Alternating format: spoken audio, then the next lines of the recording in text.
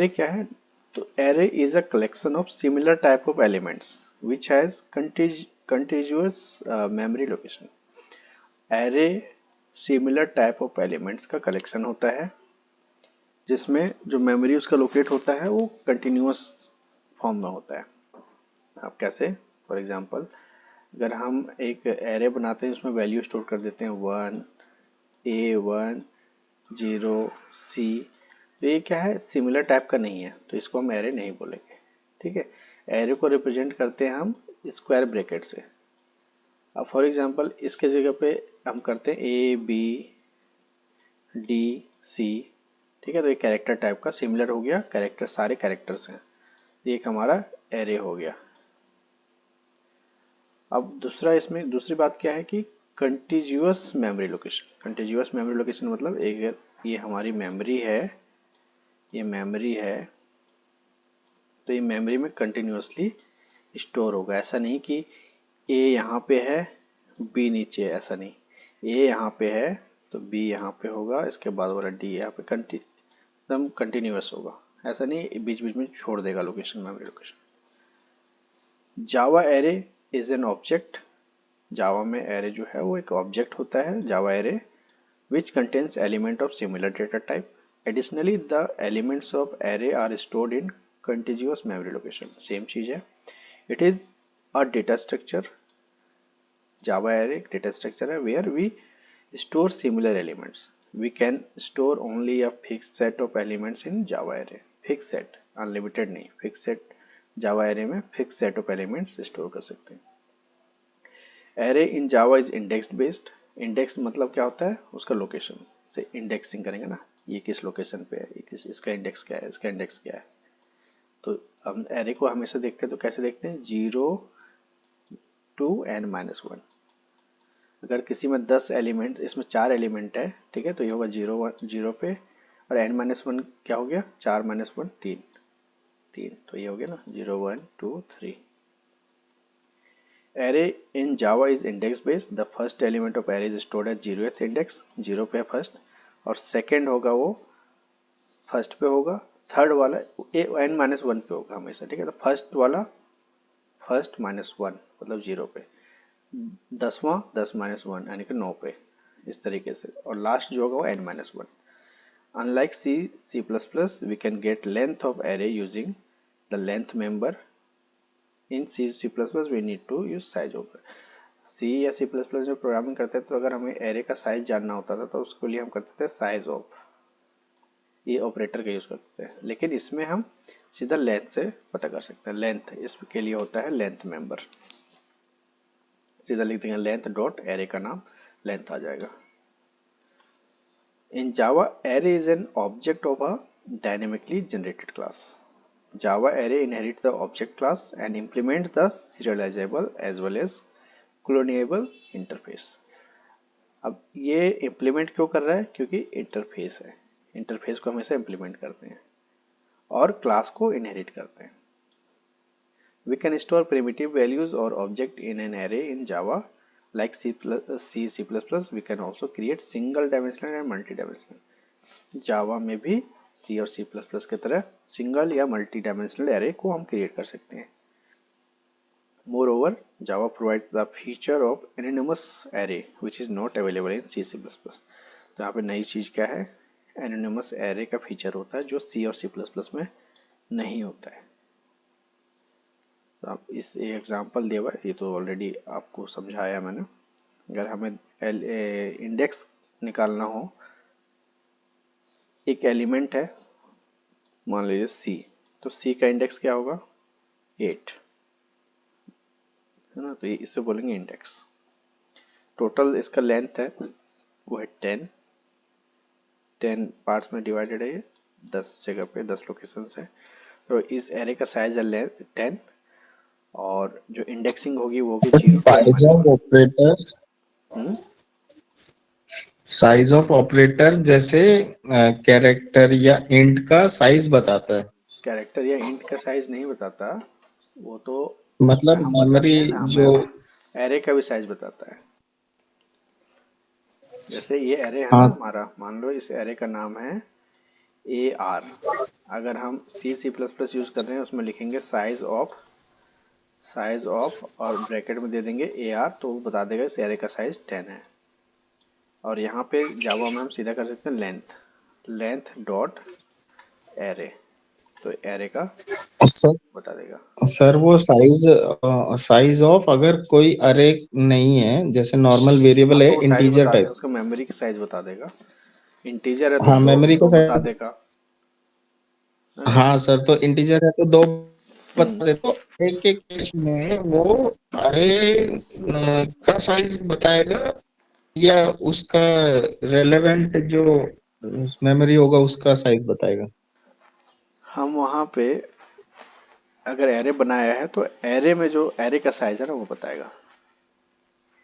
अच्छा सर, हाँ, इन दोनों में डिफरेंस क्या होता है सर? अरे फिर और जैसे कोई वेरिएबल, नॉर्मल वेरिएबल बनाया और उसका ये वेरिएबल है कैसे ये? नॉर्मल, जैसे फॉर एग्जांपल हम लिखते हैं इंट ए हाँ और हाँ इंटीजर सर। वैल्यू देते हैं 10, तो इसका मतलब क्या है कि ए हाँ में सिंगल वैल्यू है 10। हाँ ठीक है। सर। और अगर एरे बनाना तो हम इसको बनाएंगे इंट, नाम दे दो एरे का ए आर, ठीक है। हाँ सर। और इसको हमेशा स्क्वायर ब्रैकेट से डिनोट करते हैं, ये हो गया एरे। हाँ सर। और अगर इसको इनिशियलाइज करनी वैल्यू तो यहीं पे इनिशियलाइज कर देंगे। हाँ ठीक है। एरे का मतलब हुआ कि कलेक्स, यहाँ पे सिंगल था तो इन सब का collection, similar type of data का कलेक्शन है ये। हाँ, तो जब साइज ऑफ ऊपर वाले केस में साइज ऑफ अगर सिर्फ 2 बाइट्स देता है, उसका एलिमेंट तो देता नहीं। हाँ तो उसमें 2 बाइट देगा, ठीक है। हाँ, लेकिन यहाँ और पे अब ए आर इसमें लिखोगे कैसे तो फिर? एरे का साइज दिखाएगा ना, अगर 10 एलिमेंट है तो 10 दिखाएगा। तो क्यों सर? क्योंकि हर इंट का एक एक अगर वो करेगा तो 20 दिखाना चाहिए ना। नहीं नहीं नहीं, वो इंट का नहीं दिखाएगा यहाँ पे आपको। अब साइज। हाँ, अब एरे का नाम दे देंगे, जब एरे का नाम देंगे तो एरे का सी प्लस प्लस में है वो, ठीक है, इसमें नहीं है जावा में। जावा में लेंथ का यूज करते हैं, लेंथ मेंबर का।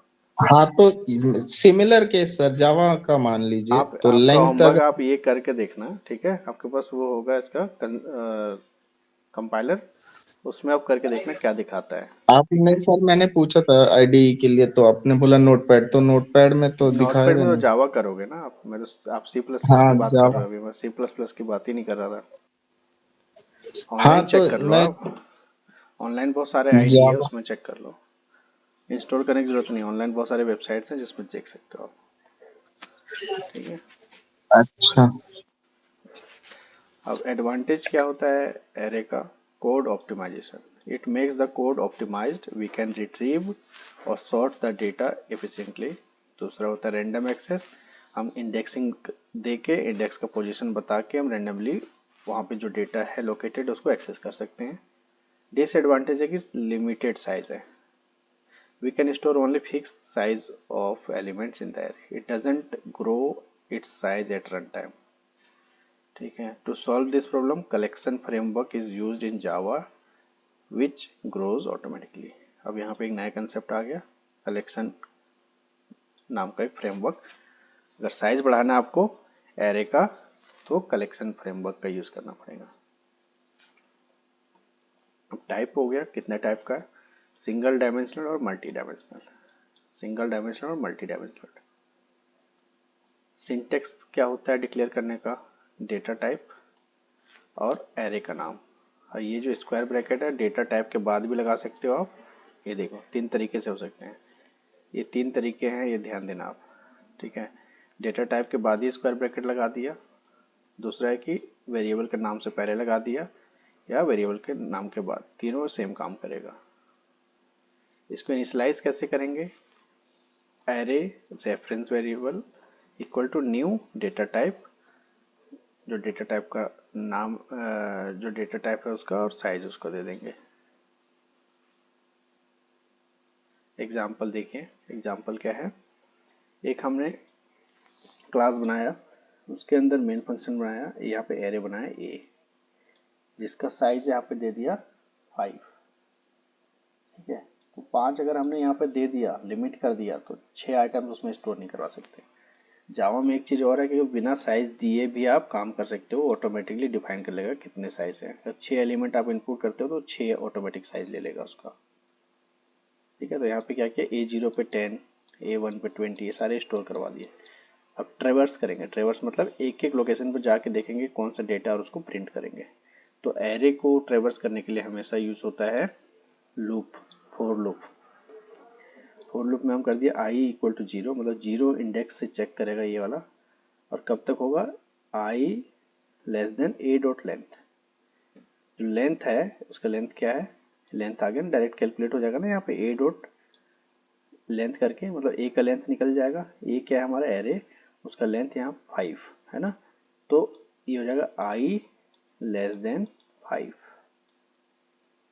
और i प्लस प्लस, मतलब हर बार एक इंक्रीमेंट हो जाएगा। अगर अभी 0 है, A0 को यहाँ प्रिंट कर दिया 10, अगले बार i प्लस प्लस है, मतलब i एक बार इंक्रीमेंट हो जाएगा, यहाँ पे 1 हो जाएगा, 1 वाला 2 वाला, तो एक एक करके सारे एलिमेंट्स प्रिंट हो जाएंगे।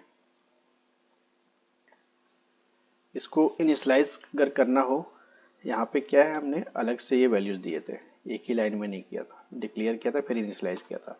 अब डिक्लेरेशन और इनिशलाइजेशन एक साथ करना हो तो कैसे करेंगे, एरे बनाया, यहाँ पे हमने देखिए साइज नहीं दिया, इसका मतलब क्या है कि साइज ऑटोमेटिक ये ले लेगा। तो यहाँ पे ये करली ब्रैकेट में करके यहाँ पे वैल्यूज डाल देंगे। यहाँ पे देखिए, ठीक है, तो लेंथ में यहाँ पे कैलकुलेट जब लेंथ होगा तो ऑटोमेटिक ये लेंथ हो जाएगा 4, 1 2 3, 4 एलिमेंट्स हैं तो 4 यहाँ पे आ जाएगा। Multi dimensional array, multi dimensional array क्या होगा, हम मल्टी डायमेंशनल हो गए, एक से ज़्यादा डायमेंशन की जब बात हो तो क्या होता है, ये सिंगल डायमेंशन ऐसे होता है ना, एक्स एक्सिस है और अपने आप में ये सिंगल डायमेंशन वाई एक्सिस। जब दोनों को एक साथ यूज करेंगे तो मल्टी डायमेंशन, तो मल्टी डायमेंशन में हमेशा मैट्रिक्स यूज होता है। ठीक है, मैट्रिक्स, यहाँ से इधर जाएंगे और यहाँ से इधर जाएंगे, देखेंगे कि एक एक लोकेशन पे क्या है। तो मल्टी डायमेंशनल में अब मैट्रिक्स का यूज़ करेंगे। मल्टी डायमेंशन 2 डायमेंशन भी हो सकता है, 3 डायमेंशन भी हो सकता है। ठीक है, मल्टी डायमेंशन। तो इसके लिए फॉर एग्जांपल 2 डायमेंशन का है तो क्या करेंगे, एक रो होगा एक कॉलम होगा, ये रो हो गया एक कॉलम हो गया। तो 2 डायमेंशन में पहला वाला रो, पहला हमेशा रो होता है, दूसरा कॉलम होता है। तो रो और कॉलम दोनों के लिए यहाँ पे लिखना पड़ेगा। जैसे एक हमने बनाया इंट एरे नाम का एरे, और रो में डाल दिया 3, कॉलम में डाल दिया 3। ठीक है, तो 1 डायमेंशन, यहाँ पे 2 डायमेंशनल एरे है लेकिन वैल्यूज एक एक ही हैं। अब इसको इनिशियलाइज करना हो तो कैसे करेंगे, यहाँ पे 0 से लेकर 2 तक है, मतलब टोटल वैल्यूज कितनी है, 1 2 3 4 5 6 9, मतलब 3 इंटू 3 का मैट्रिक्स है, 3 इंटू 3 का 9, तो ऐसे बनेगा ना, ये ऐसे समझिए मैट्रिक्स। ये अब ये कैसे हम इसको लिखते हैं, नेमिंग कैसे करते हैं, पहला होता है रो, पहला वाला होता है रो हमेशा, और दूसरा होता है कॉलम। तो 0 रो 0 कॉलम, 0 0 ये होगा। ठीक है, ये हमारा रो हो गया, और नीचे आते हैं वो कॉलम हो गया, ऐसे कॉलम। ये हो जाएगा 0 1 0 2, 1 0 1 1 1 2, अब यहाँ 2 0 2 1 2 2। अब इनकी वैल्यूज आप समझ लीजिए, ये मेमोरी है आपकी, ऐसे ऐसे इस लोकेशन पे ये सारी वैल्यूज यहाँ पे फिक्स होंगी, सेव होंगी। अब इसको भी ट्रेवर्स करना है तो अब मल्टी डायमेंशनल है तो एक से ज़्यादा हमें लूप चलाना पड़ेगा। मल्टी डायमेंशनल एरे में हमेशा मल्टीपल एरे होता है, मल्टीपल लूप चलाना होता है। क्यों, क्योंकि मान लो सबसे पहले चूज कर लिया 0th रो, और 0 रो के लिए तो 3 कॉलम है ना, पहला कॉलम दूसरा कॉलम तीसरा कॉलम, तो पहले रो के लिए 3 बार चलेगा, फिर रो अपडेट हो जाएगा 1, फिर अगले रो के लिए 3 बार चलेगा लूप। ठीक है, तो इसमें ये देखिए, ये लूप हो गया मेन, और इसके अंदर इंटरनल लूप ये हो गया। ठीक है, तो इसी से जाके आप प्रिंट कर पाओगे मल्टी डायमेंशनल एरे की वैल्यूज।